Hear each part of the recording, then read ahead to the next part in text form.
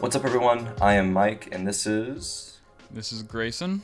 And we are the Mind Podcast, and today we're going to be discussing the rise of movie streaming. I'm super excited about this episode. Yeah, same I here. think this is my most anticipated episode so far. Not that we've had a ton, because this is only episode 4. Yeah. So, welcome to episode 4. Thank you for tuning in. Yeah, for sure. Before we get into anything, I do want to disclaim that these are our opinions. We are by no means professionals at analyzing stuff like this. Yeah.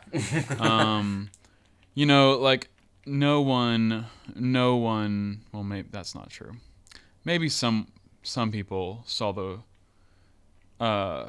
takeover of streaming services, but there was also a lot of skeptics behind it. Yeah. So who knows? Streaming may continue on and flourish, or it may dwindle out at some point, and something else that we don't even know of could take over.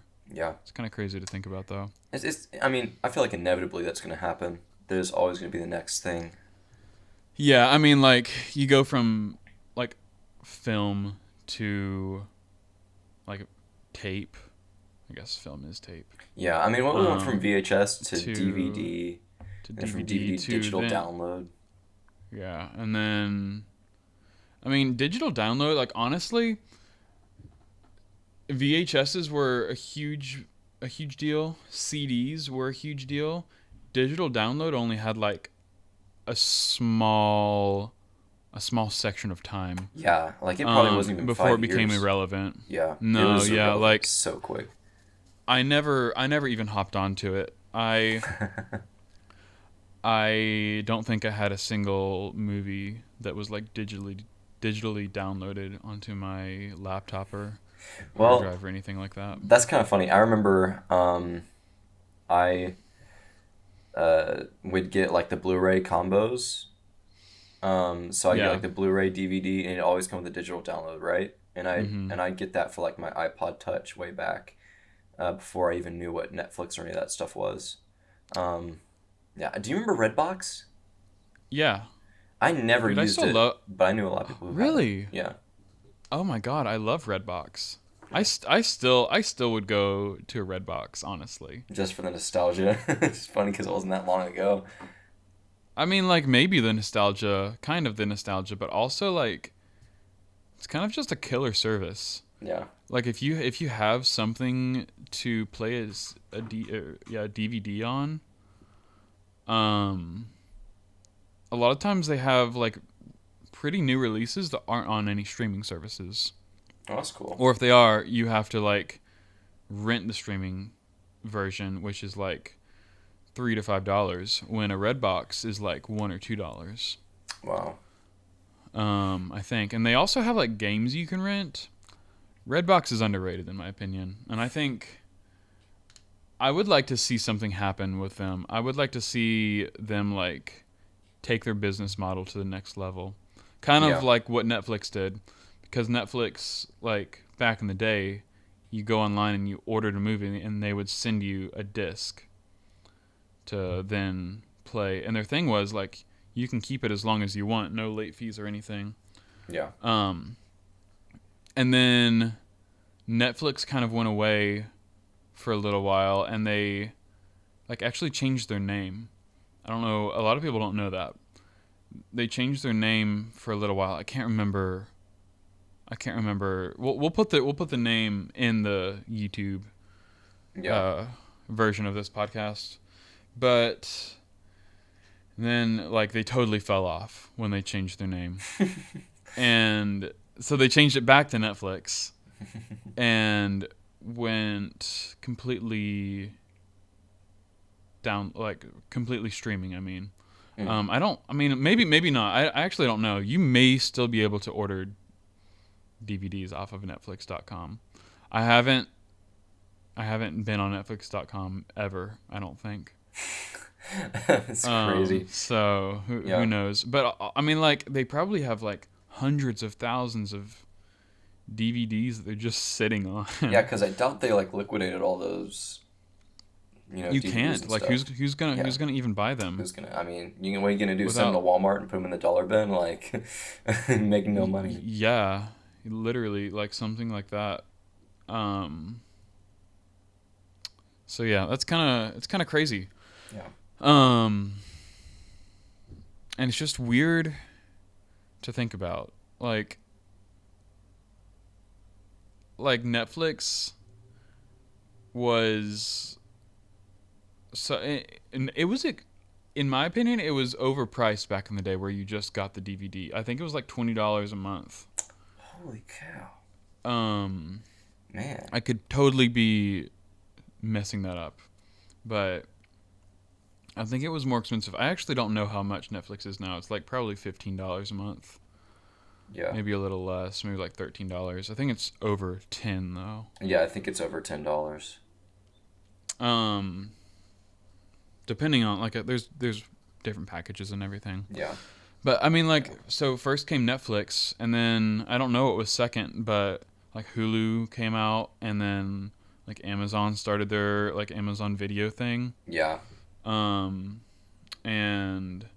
then like all of the network channels started making their own streaming service, and that's still happening. You know what like makes no sense to me is Disney Plus and Apple Plus released on, I think, the same day, or it was in like the same like little span of time if it wasn't same day.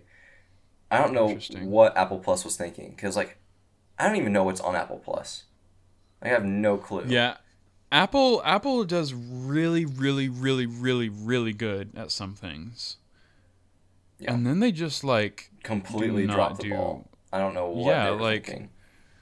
Like Apple is maybe arguably the like most ingenious company that exists.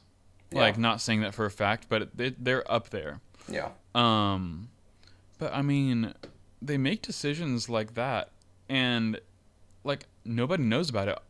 Like I don't know a single person that uses Apple Plus. Is it even called Apple Plus? Apple. I have no clue. I have no idea. I'm pretty sure it's called Apple. Like, I'm 90% sure it's called Apple Plus.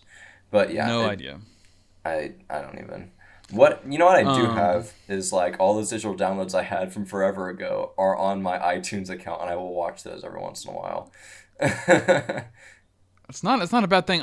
The reason I probably would have done that actually, but I never had like an iPod Touch to do that on. Yeah. And whenever if you remember from our first episode, I said I had my dad's old iPhone 3GS that I used as an iPod Touch, and it had like 8 gigabytes on it, and maybe I don't know. I think it was 8, so it wouldn't even like hold a lot of movies, even if I wanted it to.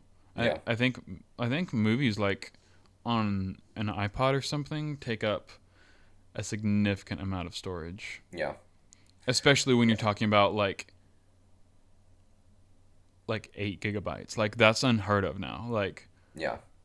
Like my text messages alone in my phone probably take up more than 8 gigabytes. Oh, I'm sure. I don't even think like all the software required to run your phone probably takes up more than 8 gigabytes.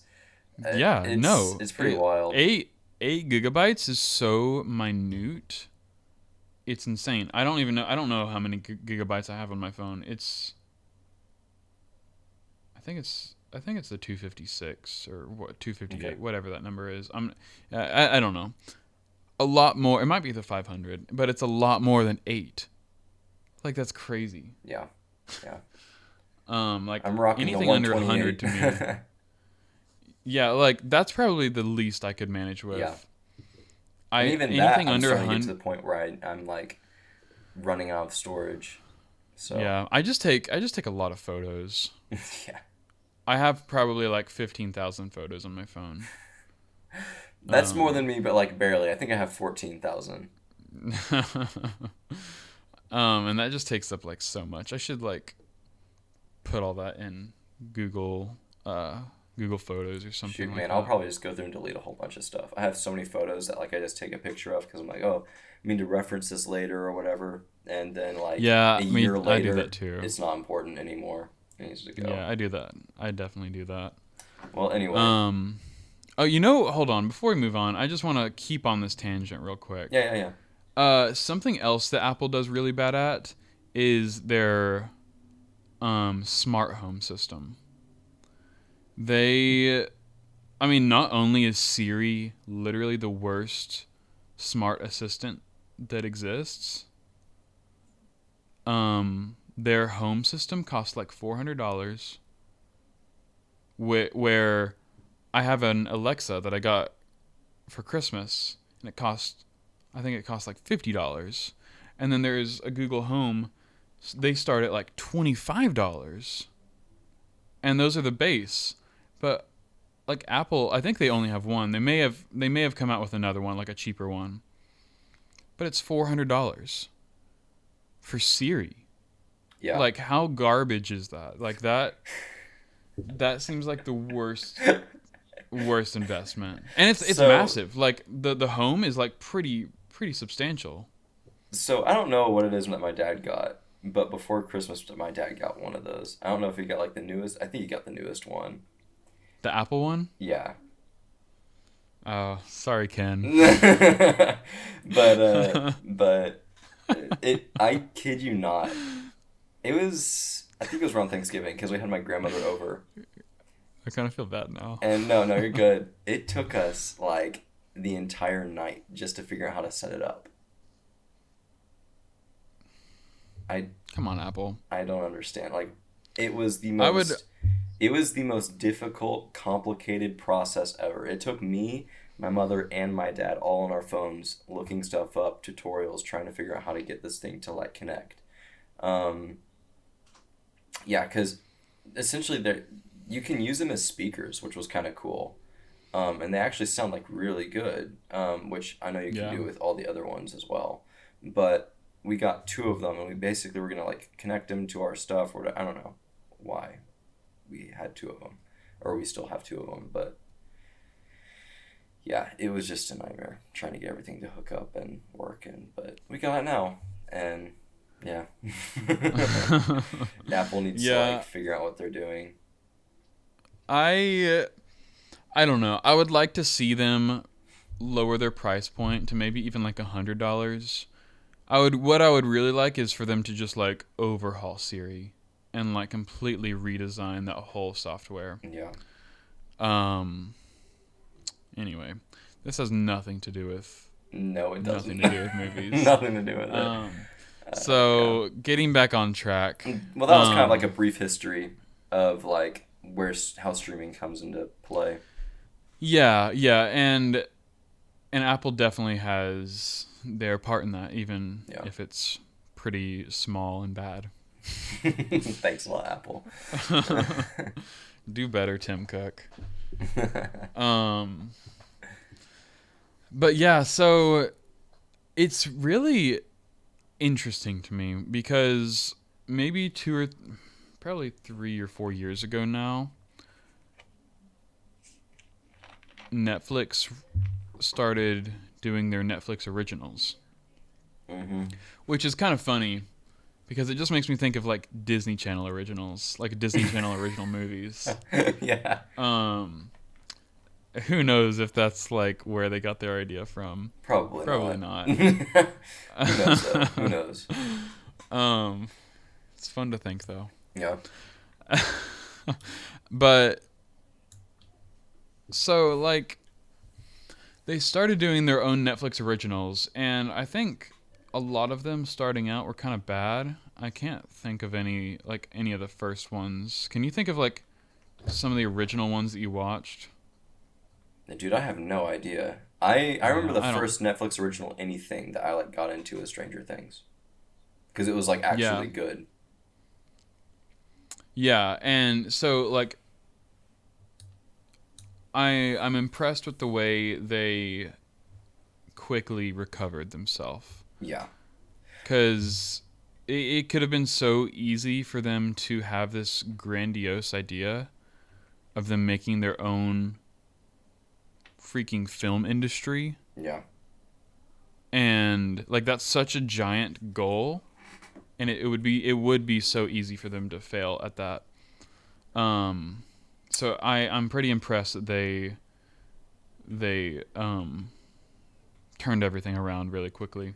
Well, on top of that, okay, so I actually do have a few things I want to say about this topic that I think are pretty important, especially with streaming services and how powerful they are. Um, First thing I want to mention is the fact that Netflix was not profitable till just recently, Oh, really? like at all. Like they were actually losing money and on the verge of like collapse. Um, Wow. for like the longest time. It mainly because they were paying more for the royalties and stuff for the movies that they had on their platform than they were essentially getting in subscriptions. That's And got to be like a massive bill. oh, it was huge. I mean, it was like their cost was like insane, which is why they couldn't make any money. And Yeah.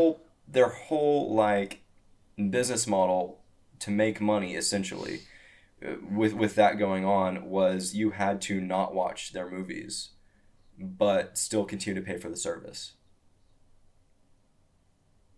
and that was the only way they could make money.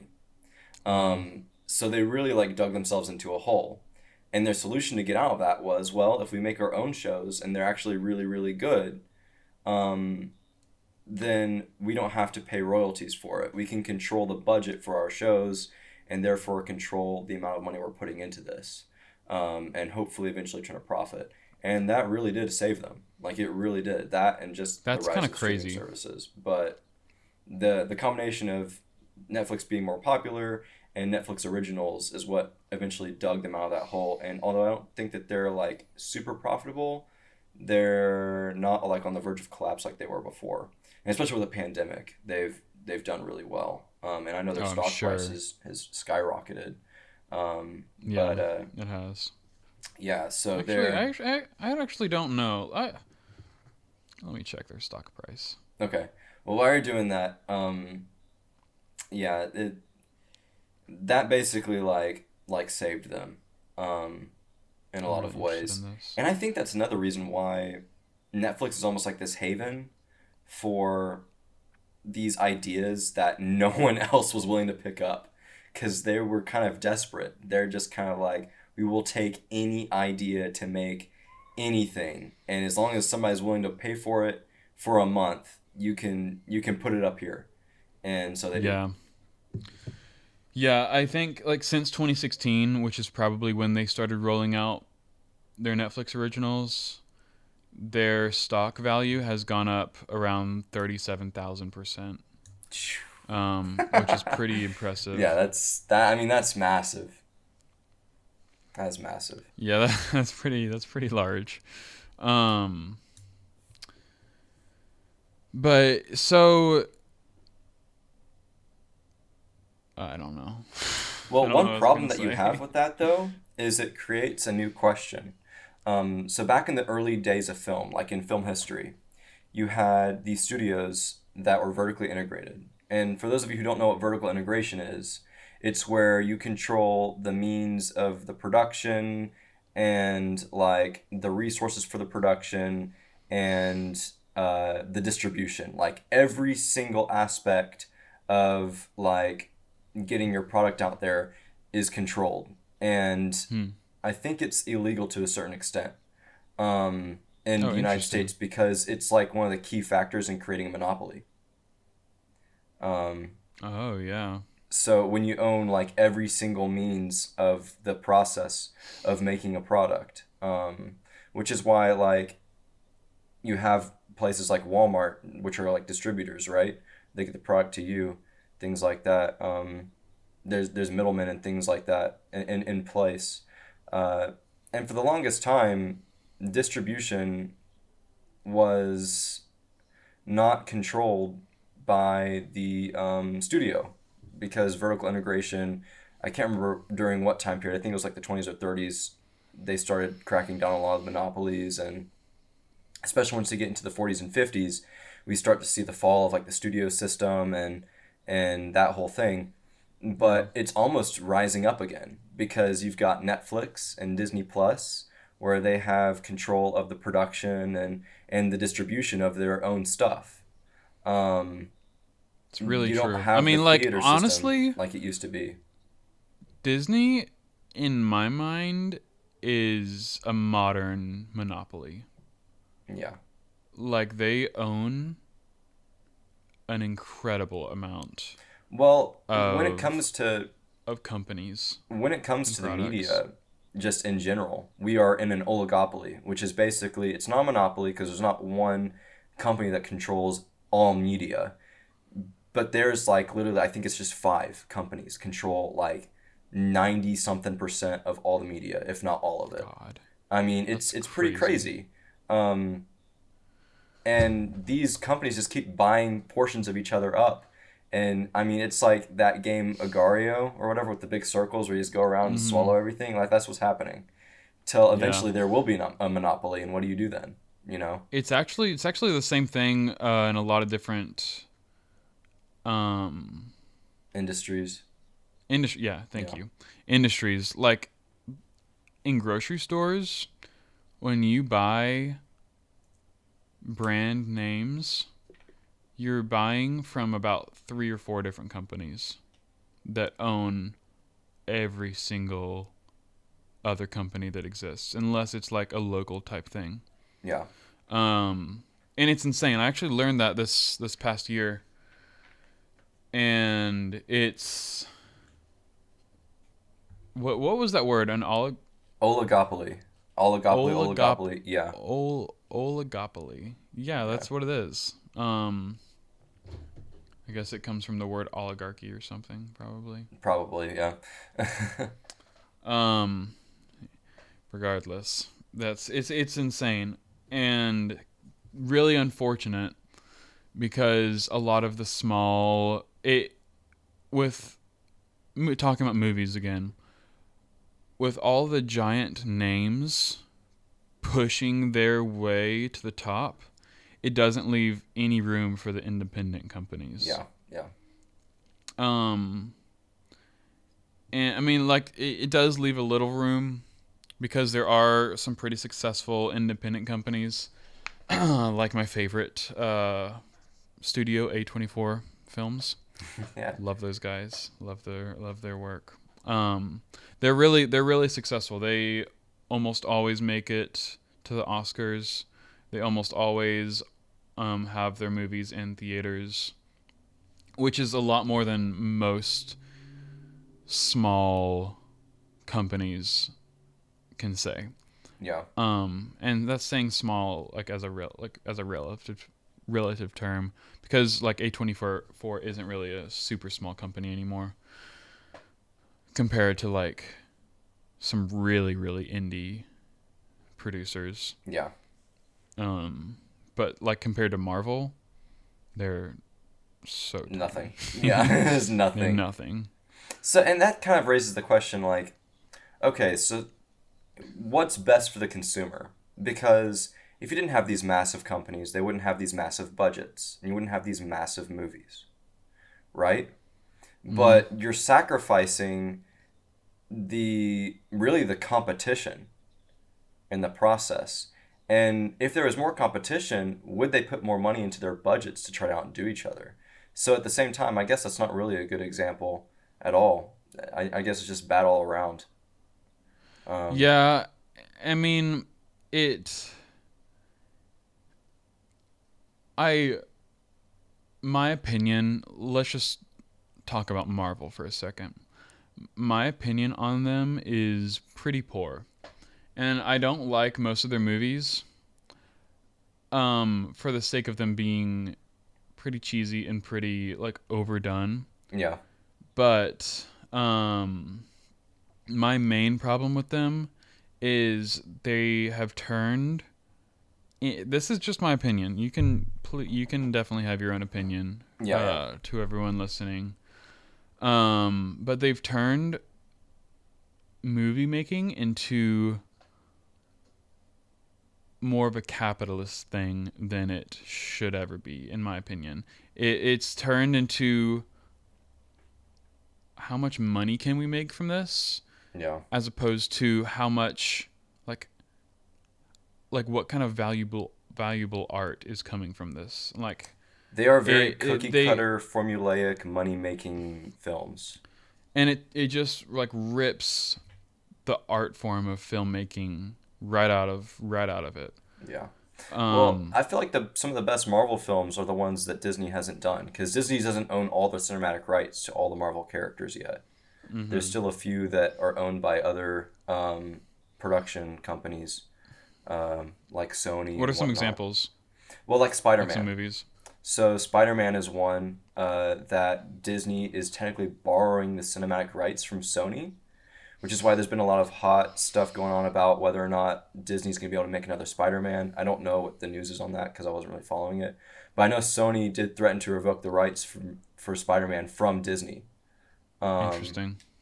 They, for the longest time, didn't own X-Men. I don't know if they still do. They might at this point, but I don't think so. They don't own Deadpool, I don't think. I was going to say, I doubt they own Deadpool. And I think X-Men they don't own either. That's kind of funny because X-Men and Deadpool, I haven't seen any of the new Spider-Man films, but X-Men and Deadpool are really the only Marvel, like newer Marvel films that I enjoy. That's funny. Yeah, they're owned by other studios. That's really funny. I did not know that. Now, that probably is different by now. And you can look up, there's like a big graph or whatever. I'll probably put that graphic up on screen right now if you're watching it. But there's like a graph that shows like who owns what and who shares what. But Disney owns the Marvel comics and only certain Marvel cinematic rights. So, which is why you have like the Marvel Cinematic Universe is like pretty much Disney. I don't think they own the Fantastic Four either. But those movies are they've garbage. Well. Yeah, they've always done horribly. Those poor guys. I know. I feel bad. They'd be better off if Disney owned them, honestly. Probably. They're so bad. Yeah. Yeah. But that's why you have like Deadpool is rated R. Logan, the most recent Wolverine movie, I think. That's crazy. I don't even consider that a Marvel movie, and I guess it is. Yeah. But that was an amazing film. That's probably the best Marvel movie I've ever seen. DC needs to get together. DC is just a mess too. Like it used to be Marvel versus DC, and now like it's not even a question. Yeah, I mean, I really just lost all of my faith in DC when Batman versus Superman came out. You know what I hate about that movie? What? The whole premise is ruined in the trailer. I mean, you watch the trailer and you've seen the entire film. I hate when like a movie producer will just spoil the entire or show the entire movie in the trailer. Yeah. It ruins the movie awful. And it like you don't want to watch it afterwards. Because you've seen it. It's like, what's the point? Yeah. Yeah. And what am I not going to... And like, what are you going to have me, like, not watch the trailer? Like, I probably won't even know about your film unless I watch the trailer. And then I watch it, and I don't even have to go to see the film now. It's, like, pointless. So stupid. Yep. Yeah. I know people who will not watch trailers because of that. And I'm like, but there's so many movies I wouldn't know existed if I hadn't seen, like, the trailer on YouTube or on TV or something. So... Mm-hmm. Huh. That's true. Yeah. I think trailers they definitely have their purpose. They're definitely important. But like when you're making a trailer, like be interesting with it. Don't write out the plot of the movie. Yeah. Like entice, make it enticing for the viewer. You know what was obviously the viewer is going to go watch it. Yeah. You know what was like a perfect trailer for a film recently would probably be the Star Wars Episode 7 trailer, like the first one. Oh, really? Because you had no clue what was going on in the plot. They showed you just quick snippets of like different things. You saw, a stormtrooper. You saw the new lightsaber. You saw Millennium Falcon. You saw BB-8. But that was like all you got. You had no context to what was going on. Yeah. I saw the porgs. Yeah. That was 8, not 7, but yeah. Oh, oops. Yeah, no, you're good. But like, just show different things that are interesting. Don't show your best shots either, and yeah, Yeah. don't spoil the film. Yeah, I just really hate when they do that. But honestly, the idea of trailers is probably not going to have like it's probably going to go away. Or maybe not go away, but definitely not be what they used to be because of streaming. Yeah. Like now I find almost all of my movies from recommended for you. What a good tie-in. What a good tie-in. Yeah, it really is. And like it doesn't make me like I see these movies listed out that have been recommended to me from my viewing history, and there's no need for me to watch the trailer. Like I click on the movie, I read the like 3 or 4 sentence synopsis of it, and then I decide right then if I want to watch it or not. And a lot of times if I don't watch it right then, I'll watch it later. That kind of raises a question too. Like, our movie making tastes, or not movie making, our movie watching tastes are being governed by an algorithm. I know I've talked about that before on the podcast with the music, with our first episode, but like an algorithm now dictates like what we're watching and what we're not. Which is pretty crazy. It's kind of scary, a little scary. A little scary, yeah. Yeah. They could definitely like force some ideas on you that you don't even know are being forced. Yeah. to an extent. I mean, like. But I mean, there's always been somebody not to get, controlling the movies and stuff. Yeah, and not to get like conspiracy theorist on you guys. Yeah. But like. And like most of the time, the movies that I tend to watch are not popular movies, or they're. Well, hold on. No, I'm gonna keep on saying this. They're not super popular. They're not super popular movies. They're like underground, like indie movies, or they're older movies. Yeah. That I haven't seen yet, or they are popular movies, but something that like still intrigues me. Yeah. But when I was younger and like I would watch the Oscars or something, I would watch it and I would say like all the movies that were nominated for like say Best Picture, I would never know any of them because they were not huge blockbuster movies.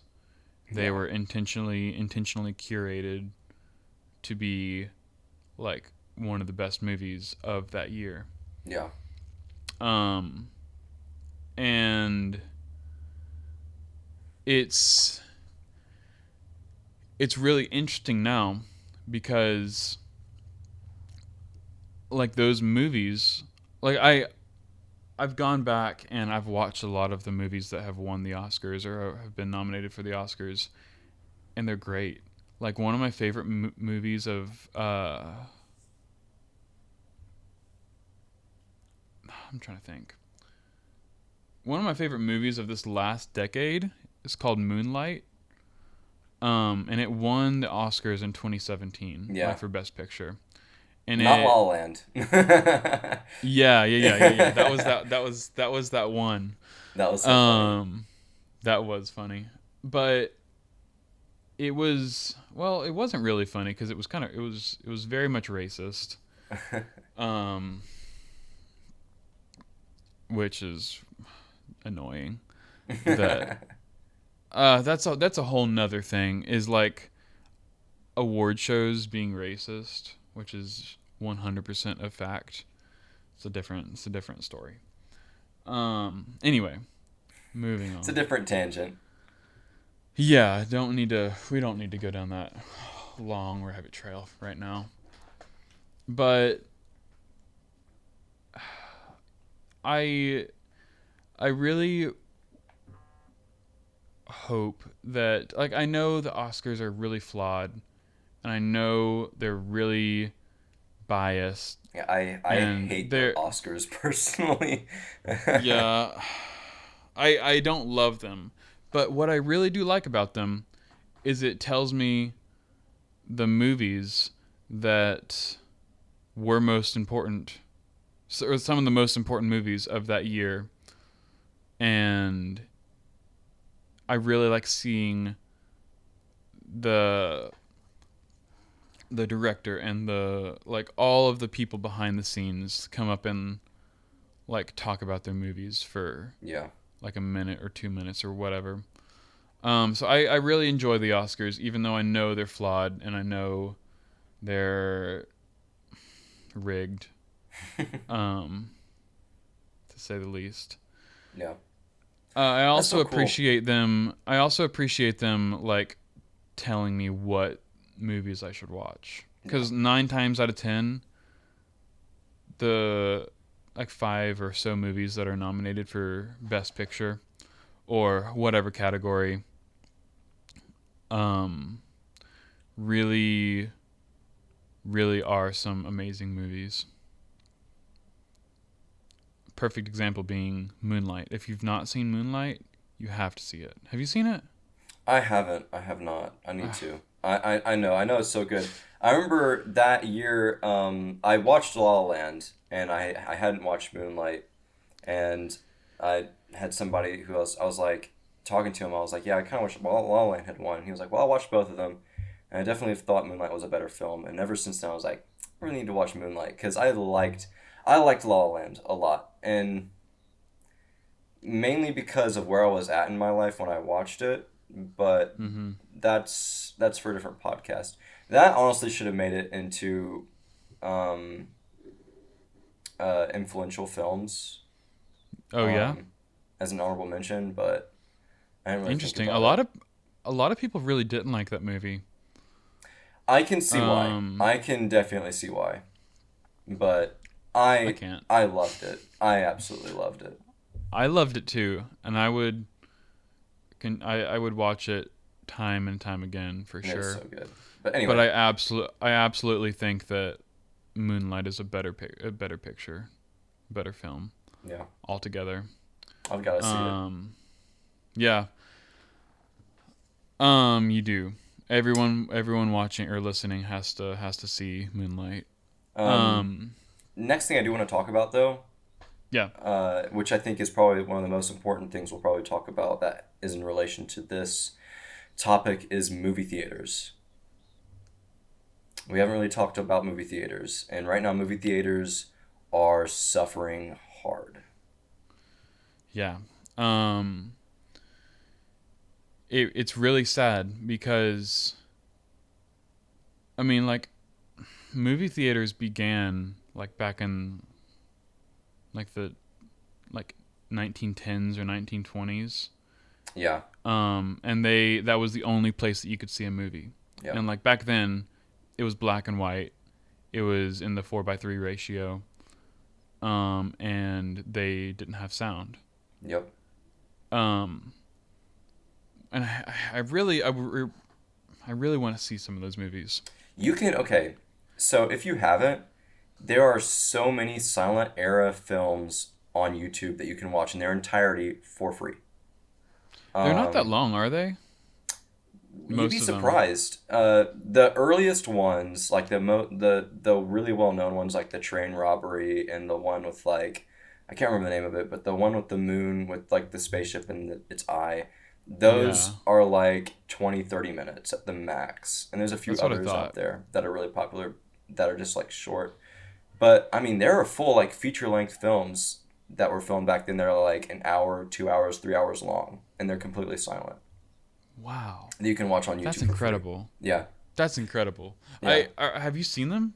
Yeah. So I took last semester I took a film history class, and my professor was awesome and would link a ton. She linked a ton of silent era movies in our notes. So, like, I would save a bunch of them and just watch them. or I'd skip through parts of them because I'm gonna be honest. Some of them it's kind of hard to get through just reading it, and because I mean it would like you'd see it and then it like the scene play out and it would break and then you'd have like what they were saying and then that would break and then you'd see it. I remember I watched the first ever Zorro. I watched like maybe 30, 40 minutes of it. Wow. And I was like, this is pretty cool. And that's from like the 1920s or 30s. Well, no, the silent era ended in the 30s, so it had to have been from like the 20s. And look up 20s era theaters. They were elaborate. They were called like, I think they were called theater palaces. I mean, they were just like absolutely elaborate and gorgeous. And really, this is probably going to be really shocking to a lot of people, but movie theaters have been on the decline since 1946. Really? The year 1946 was the height of the movie-going experience. Well, I shouldn't say that. It was the height of movie-going. The thing that killed movies, or watching movies in a theater, was television. Because before television, the only way you'd see any motion picture was in a theater. Yeah. Wow. And that's since insane. then, theaters have been on the decline. Now, we didn't have blockbusters or anything back then. That didn't show up till the 70s with Jaws and then Star Wars. But theaters have been on decline since 1946. And this has pretty much just killed them. Yeah, movies, going back a little bit, going to the movies would be an experience. Like, you would dress up like you're going to, like, a symphony orchestra. Yeah. To go to the movie theater. And, yeah, the theaters were extremely elaborate, extremely fancy. Like, the workers there were, like, super professional. They would serve you your food. I don't know, like, if they actually had food back in the early years of the theaters, but it was like an experience, and I'm sure it was expensive, so it was only for like the rich people. Well, you had like really wealthy different people. Theaters. There were some that were really for really rich people, and some that were a lot cheaper, of course. Yeah, that catered to a different audience. And of course, you definitely get a different experience depending on which one you went to, just in the people who were there. And eventually we are going to make an episode on film history because it's something I really enjoy talking about. But what I personally would like to talk about the future of theaters after this. And I have a fairly optimistic point of view when it comes to theaters.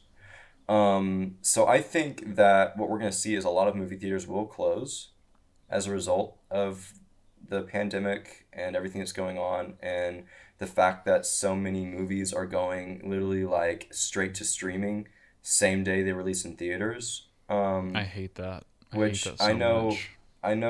I think it's Warner Brothers from now on will all of their films will go straight to streaming as soon as they hit the theaters.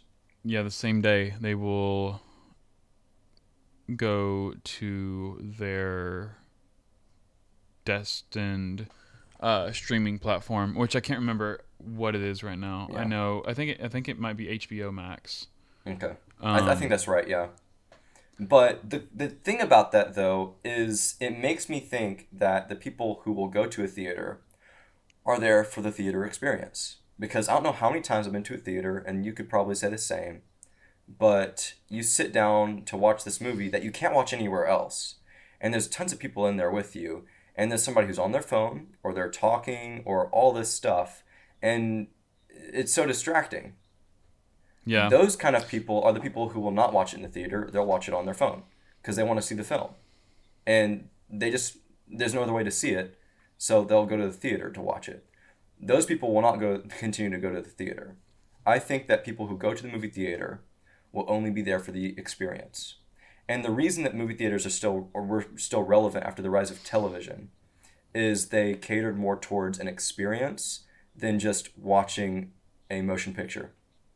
That's when you start to get like the widescreen, anamorphic, aspect ratio. like what we watch movies in today with like the black bars on the top and bottom. Yeah. Uh, that's where you get that from is just the movie theaters having to change how they showed things just to stay relevant. I think that we're going to see more of an experience driven movie theater, and we're going to see people going to the theater who want to see a movie in that way. I don't think that movie theater that like the movie theater experience will ever truly go away, just because no matter what, it is the best way to experience a film. I think that it's I just going to get more refined. I agree with you when you say it's the best way to experience a film. There's nothing like when you're talking about watching a movie, like watching a movie at home, even if you have like a home theater, like super like big TV, super like good quality speakers, like it does not even kind of compare to going to see a movie in theaters. Yeah. Intentionally like driving to the theater, paying for your ticket, like I don't always get food or like popcorn or whatever, but like for a lot of people that makes the experience, and I get it. So that and then like sitting down in your seat to watch this movie on like a 50-foot canvas, Yeah. um, sometimes bigger, Yeah. and it's the best way to watch a movie, hands down. And Yeah. I do 100%. think you're right that I think, I mean, movies have already started going to a more like experience based kind of platform, because like 3D movies that came out like probably like 15 years ago now or whatever that was. Yeah. Um well, no, wait. It was less 3D than movies have that. been a No, I think 3D movies have been a thing since like the 80s, Oh, haven't they? really? I didn't know that. Maybe, but I I don't could know. be I could be wrong. Whenever I think of like the red and blue 3D glasses, I just think of like people from the 80s. Yeah. I don't know why. But so so you have 3D and then you have 4D, which is like your seat shaking or like Yeah, you water feel falling it. on your Like, yeah, face. yeah. Yeah, like and that's more common in like a theme park or something, not in your Yeah. like everyday movie theater. But last year or 2019, they came out like Regal came out with 4DX, which is the I'm trying to like do this around my microphone here. It's a theater screen, and then you have another screen over here and another screen over here. So it gives you a scape that you can look at. Whoa, that's really cool. Um, and I've seen a few movies in that, and I think they I think they have potential. The few movies that I saw were not great just because they were most of the movie is on the middle screen, and then like for big shots they will utilize the two other screens. Um and it's really cool, but it's I just think they can do it better. When Yeah. they do it, when they switch back, it's a little distracting. Have you have you ever heard of IMAX 70 millimeter film? I've definitely heard of IMAX, but no. Yeah, well, everybody's heard of IMAX, but okay, Yeah. so IMAX 70 millimeter film creates the best image. I'm almost positive it still is. I know when I first learned about it a couple of years ago, it was, but it creates the best image known to man. Really? And not all movies are shot on IMAX 70 millimeter film because it's so expensive and it's difficult to work with it. Um, and you gotta think the average size of film is like 35 millimeters, so 70 millimeters is just like I mean, it's twice as big. Mm-hmm. But it creates the best image known to man, and not all IMAX theaters can actually show it. Only IMAX film theaters can show the true potential of IMAX 70 millimeter film, and it creates the best picture known to man. Wow. I don't think there's ever been a movie that's been totally shot in IMAX 70 millimeter film. I think Dunkirk might have been the first movie to be shot completely in 70 millimeter IMAX film, because Christopher Nolan loves 70 millimeter IMAX film, and I think he figured out how to do it. But I know if you watch a movie in an IMAX film theater that was shot on IMAX 70 millimeter film, the quality is so incredible, it's breathtaking, and you can actually see when they switch from the actual film to a different type of film, or a different, like, just a regular digital camera. Well, they're not regular, they're really expensive, but to a digital camera, because the quality difference is so big. And I think stuff like that will also keep theaters relevant. Interesting. I've never heard about that. I would love to watch a film in IMAX 70 millimeter. And it has to be at an IMAX film theater. It's not just a regular IMAX theater. And there's only a handful in the country. Doesn't AMC own the rights to IMAX? I don't know. I don't actually know the answer to that. But that, just the more experience-based stuff is what I think will keep theaters relevant in the future. Maybe they won't be as big, I don't think, but I don't think they're ever going away for sure. Yeah, I mean, last year... No, not last year. 2019 was like the best year for movies ever for me. Yeah. But it was at the theater's detriment. Yeah. Because I know where this is going. I had this thing called Regal Unlimited, which means I pay like $20-something a month, and I get to see as many movies as I want, as many times as I want. And it was the peak of my life. And when I say that, I am not even exaggerating. It was the best time of my life, because I would just go to the movie theater alone. I would not buy popcorn. Whenever I needed to kill 2 hours, which surprisingly was often, I would just go and see a movie. Maybe I've seen it before, maybe I haven't, maybe I don't even know what it is, but I would go see a movie. And it was incredible. But people like me are why theaters are dying, besides COVID, because you're a part of the problem, Greysen. Yeah, I absolutely am, because I was paying $20 a month, seeing probably 7 movies in a month. God. Maybe more. Wait. No, that's a low number. I was seeing an average of 3 movies a week. So. Wow. I mean, that's awesome though. Like, what an experience though. Like, that's so cool. No, it was incredible. It was incredible. But like, I am truly the customer that they do not want, because I see the most movies and I do not buy any concessions. Yeah. Typically, I mean, like, sometimes I will, but 9 times out of 10 I wouldn't. And probably I don't know, maybe 9 times out of 10 I wouldn't. I don't know. Who knows?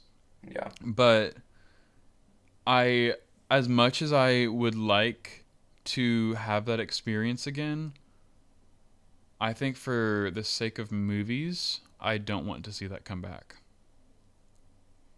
Just because it is so harmful to...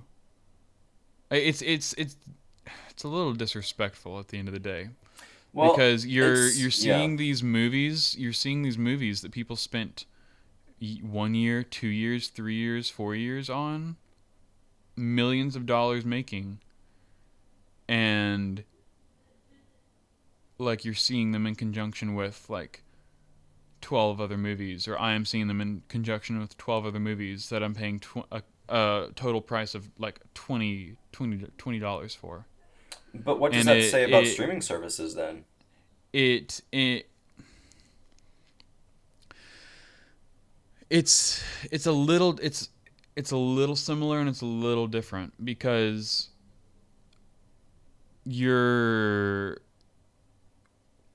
when you're seeing a movie in the theater, it costs more for everyone, really. I guess that's true, yeah. Because like the theater itself has to pay for that movie. Yeah. They have to pay to keep the lights on. They have to pay for the employees.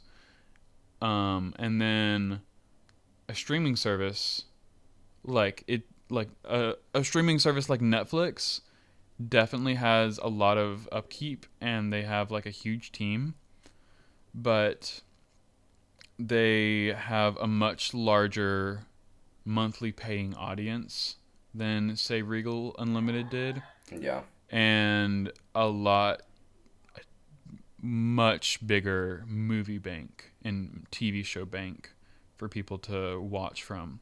Yeah. So I don't disagree when you say that it devalues the movie and is kind of disrespectful to the movie. But also like it's just the way it's going. And yeah. I think if you want a subscription based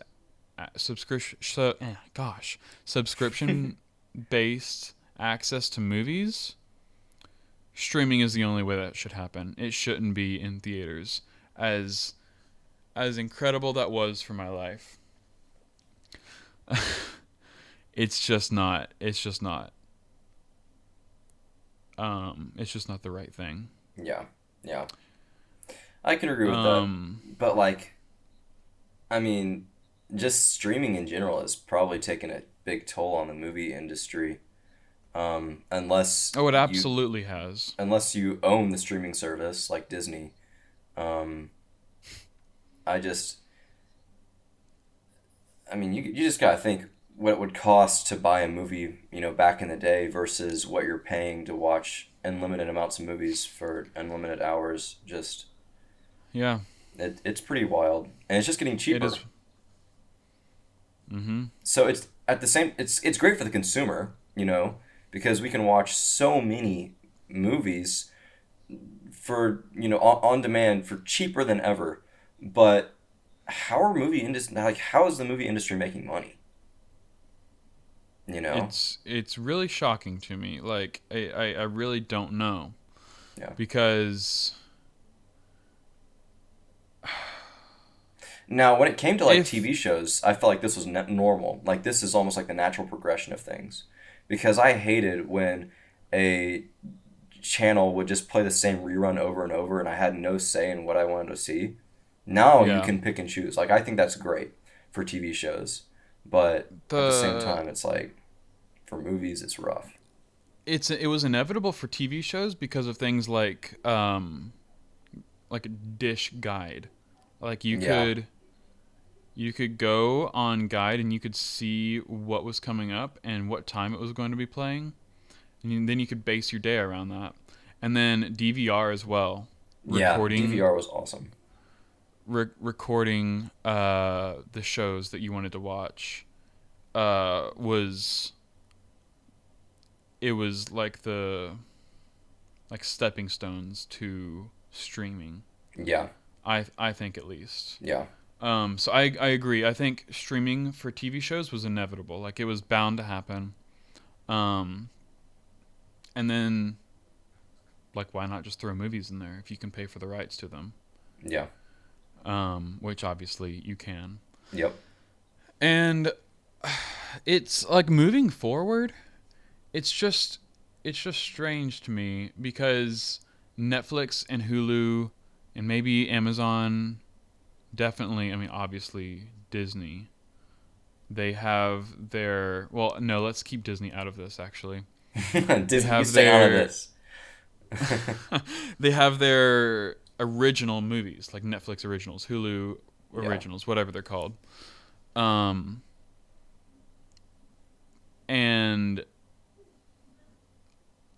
a lot of them are really good, like really, really good movies and really, really good shows. And it's interesting because the film industry really relied a lot on things like the Oscars to pay. What am I trying to say?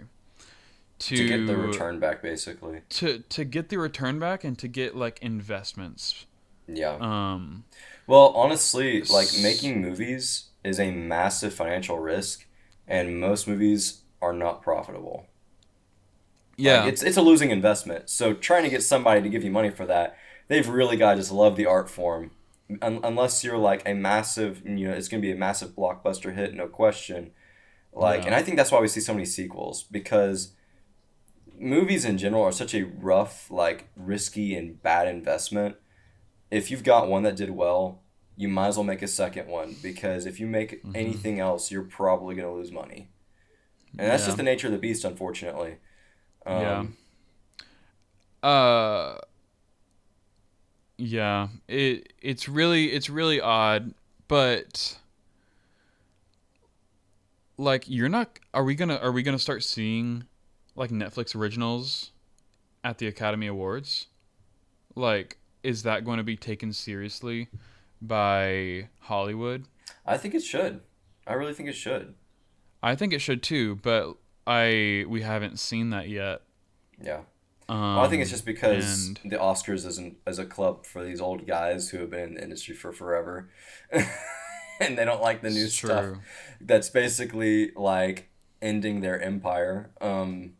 It's true. But they probably want to keep things like Netflix as far away from them as possible. Yeah. Well, that's why George Lucas hated the Oscars, because he was new and different and innovative, and he was doing things that, like his opening crawl sequence, he got fined like thousands and thousands and thousands of dollars for doing that and putting the credits at the end, and he got I think he got kicked out of the Directors Guild. He got into all kinds of trouble because he was breaking these like industry rules, which is kind of crazy to think about. But yeah, it's yeah.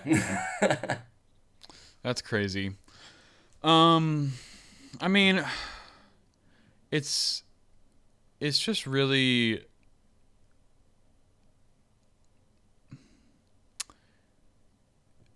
I'm trying to think of the right way to say this. The progression of movies and how I think they will continue to be made and produced and viewed is, I really try to be hopeful about it, but going back a little bit, I kind of disagree with you. I don't think movie theaters will always be a thing, just like I don't think shopping malls will always be a thing. Yeah. I think the internet is just going to kill it at some point. Hopefully not soon. Yeah. But I definitely think it's going to kill the theaters. Do you think that we might see maybe a nostalgic reemergence of it, kind of like what's happened with film and what's happened with drive-in theaters and stuff like that? Yes. So I think, you're always going to have the reels of film, and you're always going to have projectors. So for places like drive-in theaters, I think those will probably stay open. I think some independent theaters, like here in Nashville, we have an independent theater called the Belcourt. And they show a lot of local movies. They also show some more big name, but still they show a lot of A24 movies. I think places like that will still stay open as long as they can get local funding, which comes from all different places like NPR and whatnot. Yeah. But I really just don't feel very hopeful for the long term for movie theaters long term. No, I do feel hopeful, but I don't see very much success for them long term, which is just really sad. Yeah. And it's really sad because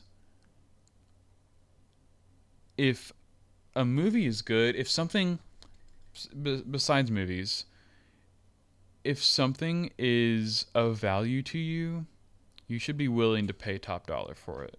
That's true. You should be willing to pay $15 for a movie ticket. Yeah. And I think a lot of people were kind of raised to think otherwise. Not because like people like hate giving money to art or whatever, but just because people don't view it as art. Yeah. Like I remember when like me and my family would go to the movie theater, they'd be like, "Wow, that was like so expensive for like the four of us to go to a movie and see one movie. It costs so much money." And they're right.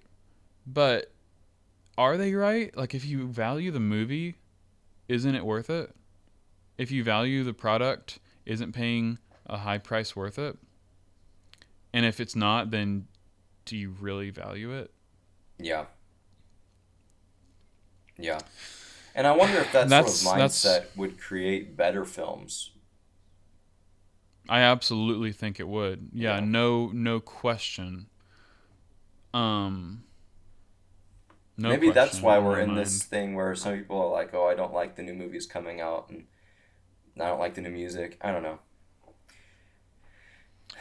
Yeah, no, I mean, like, not to talk about music because we're going to save that for another episode. Yeah.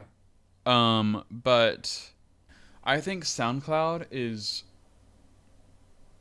things like mainly SoundCloud is such a great thing for music, but I also think it's such a terrible thing for music because anyone can get on there and make music. Anyone can put out their music for free and blow up, which is great, but it also saturates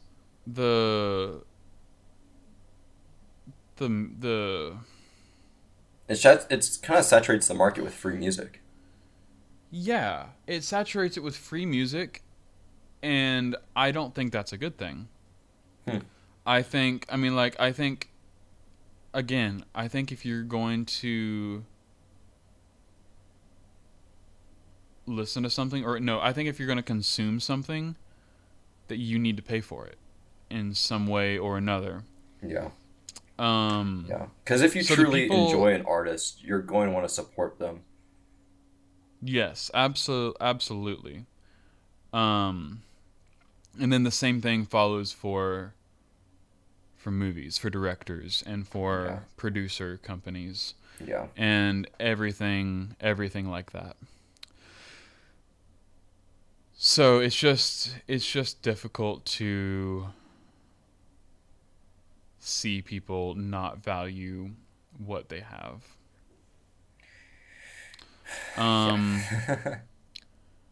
Or what is being presented to them. And it's also difficult to see garbage being produced and then people loving it. Like it blowing up way more than the other movie that was released that isn't doing good but is like an incredible film. Well, that's one thing. Since I've started studying film, it's like I've definitely become a film snob, and I'm like, I don't care that that's the fact, because I'll watch movies with people, and especially like my family and my sisters and my mother. They'll watch these movies, and I'm just like ripping them apart as we're watching them. I'm just like, this is literally absolute garbage. Like, how do you enjoy this? And they're like, "What are you talking about? It's so good." And I tell them all the reasons why I thought it was horrible, and they're just like, because they know I'm right. They know I'm right, but they hate to admit it. Yeah. Or at least I like to think that. we're the people that people don't like, or like others don't like to watch movies with. We're the ones that if we tell you to watch a movie, you will definitely like it. But if you ask us to watch a movie with you, we will probably hate it. Yeah. Anyway, very true. On that note, not to like give ourselves a big ego, but I mean a little bit. Yeah, for sure, for sure. But yeah, I think this probably wraps it up. Honestly, Yeah. This has been really good. It's been a longer episode, but it's been a really good one. I've enjoyed the discussion. Yeah, if you've made it this far, then thank you. This is definitely something I'm pretty passionate about. Yeah. I know the same goes for you. Yeah. Just for a bit of context, Greysen watches like tons of movies and he knows a lot about them, and I'm trying to make movies and I don't watch too many because I don't have time. But that's a little bit of context. Yeah, just a little bit. So yeah, I think together we have a pretty good knowledge of what's good and what's bad. Yeah. But anyway, moving on to our favorite of the week. Yeah. You want to go first? Yeah. Okay. So the other day I told you I knew what it was and I forgot it, and as we were sitting here talking, I remembered what it was. So I've got it right here on my desk. This isn't something I saw on the internet. It's not something that's recent, but it's something I've been getting back into, and that's reading. So, like, I know people have, like, the New Year's resolution stuff, and I think it's really dumb. But I do every year. I have, like, goals I want to achieve, of course, and I don't expect to like, start on them right away, like January 1st, oh, I'm going to work out or whatever. But, like, throughout the year, I expect to chip away at it and eventually try to make it a habit. Last year it was reading, working out, and spending way more time on my business. And I started reading, I started working out, but throughout the year, I was working on my business, and that one stuck. Mm-hmm. So this year, I have the same goals, keep on working on the business, and read and work out. Just because I feel like it makes me a much better person on the inside. It makes me feel a lot better. But anyway, the book I've been reading recently that I started last year, and I've kind of picked back up this year, is Dune. I absolutely love this book. I know it's backwards for you guys just because of the nature of my camera, but it's Dune by Frank Herbert. This book is like... Wait, it's not backwards for me. Oh, it's not backwards for you? No. Maybe it's backwards for me. I don't know. I might just invert. I don't know. I'm not going to invert it. That's too much of a hit. Anyway. Yeah, don't invert it. I'm not going to do that. Anyway, it's a great book. What I really like about it is, okay, a lot of like modern sci-fi, especially like Star Wars and other science fiction films, have pulled heavily from this book. This book was... I'm trying to remember when it was written. I don't actually remember when it was written. I'll put it up on the screen for those watching on YouTube. But there's so many themes in this that have existed in a lot of modern sci-fi. It's really captivating once you can like start to get into it. There's lots of names. There's lots of intricate parts of the universe that are laid out. It can be kind of overwhelming to some people, but to me, who like loves to immerse myself in like a different universe, it's really, really cool. And just the idea of this book, like the premise of the universe, is really interesting because in Dune, it's like a futuristic sci-fi space fantasy epic, but there's no like robots or droids, machines, basically. They've been like outlawed and banned because there was a big war against them. So they do have like mechanical things, but you cannot like make a machine in the image of man. It's like they don't exist and you're not allowed to do it. So to keep up with technology, humanity has kind of like evolved themselves with spice, this like drug substance that gives you like beyond human powers. And it comes from like one planet, which is Dune. And just the whole concept of it, the universe, the way that like the mechanics of the universe work, it's really different from a lot of sci-fi. Even though like a lot of the themes have been pulled heavily from sci-fi, the way the universe works is really different from a lot of sci-fi, and it's very good. And I'm really excited for the movie coming out. It was supposed to be coming out last year, but I'm really excited for the movie coming out this year in October. I think I've heard of it. Yeah, you should definitely watch the trailer because it looks really awesome. There's been Dune movies in the past, and they've all sucked. This one actually looks like it's going to be really good. They've got the director for Blade Runner 2049, and Zendaya's in it. They've got a bunch of other actors that just are incredible. It looks visually amazing from the trailer. I'm excited. Very cool. So, very good book. Highly recommend. Love that. I think it's funny because I came up with the idea of favorite of the week, but I always wait till the last second to pick something. And I end up going with something that that's like not actually like something I found this week or have like started doing this week. But I've gotten back into this and I love it. My friend Daniel Ryan, he and his friend Aaron, I don't know Aaron's last name, but he has a podcast called Mandatory Listening. It's only on YouTube right now, and they do kind of the same thing we do. They just film each other on Zoom and kind of do it that way. But their podcast is about not movies. It's about albums that they should have listened to by now, but they haven't for one reason or another. I think that's their premise. That's kind of their premise. Sometimes they have, or like one of them has listened to it and like the other one hasn't.